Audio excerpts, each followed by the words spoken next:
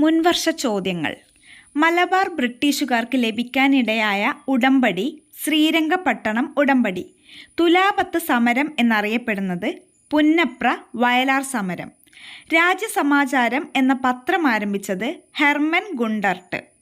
തിരുവിതാംകൂറിൽ സൗജന്യവും നിർബന്ധിതവുമായ വിദ്യാഭ്യാസം നടപ്പിലാക്കിയ ഭരണാധികാരി റാണി ഗൗരി പാർവതിബായി. ഇന്ത്യയിലെ ആദ്യത്തെ ദേശീയ ജലപാത NW1 ഏത് നദിയിലാണ്? ഗംഗ. സിയാച്ചിൻ ഹിമാനി സന്ദർശിച്ച ആദ്യ ഇന്ത്യൻ രാഷ്ട്രപതി APJ അബ്ദുൽ കലാം. ഹിമാലയത്തിൻ്റെ നട്ടെല്ല് എന്നറിയപ്പെടുന്നത് ഹിമാദ്രി. ബേക്കൽ കോട്ട സ്ഥിതി ചെയ്യുന്നത് കാസർഗോഡ്. ഇന്ത്യൻ ഫോറസ്റ്റ് റിസർച്ച് ഇൻസ്റ്റിറ്റ്യൂട്ടിൻ്റെ ആസ്ഥാനം ഡെറാഡൂൺ. ഇന്ത്യൻ ഉത്തര സമതലങ്ങളിൽ വീശുന്ന വരണ്ട ഉഷ്ണക്കാറ്റ് ലൂ.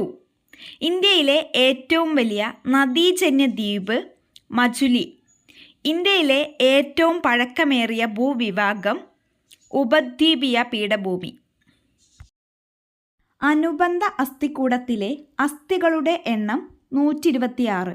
ലോക ഹൃദയ ദിനം സെപ്റ്റംബർ 29.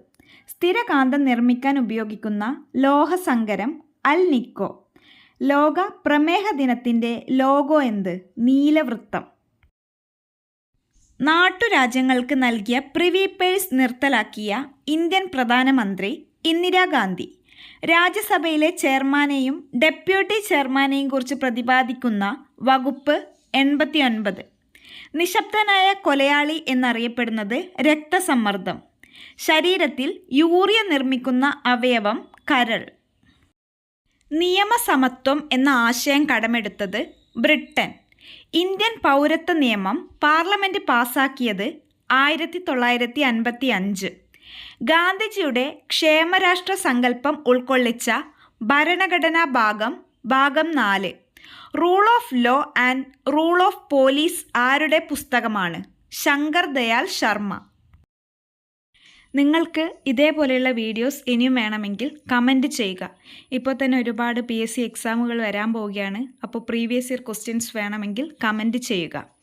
ഇഷ്ടപ്പെടുവാണെങ്കിൽ ലൈക്ക് ചെയ്യുക, ഷെയർ ചെയ്യുക ആൻഡ് സബ്സ്ക്രൈബ് ചെയ്യുക. ഒരുപാട് പേര് സബ്സ്ക്രൈബ് ചെയ്യാതെ തന്നെ വീഡിയോ കാണുന്നവരുണ്ട്. എല്ലാവരും ഒന്ന് പെട്ടെന്ന് സബ്സ്ക്രൈബ് ചെയ്യുക.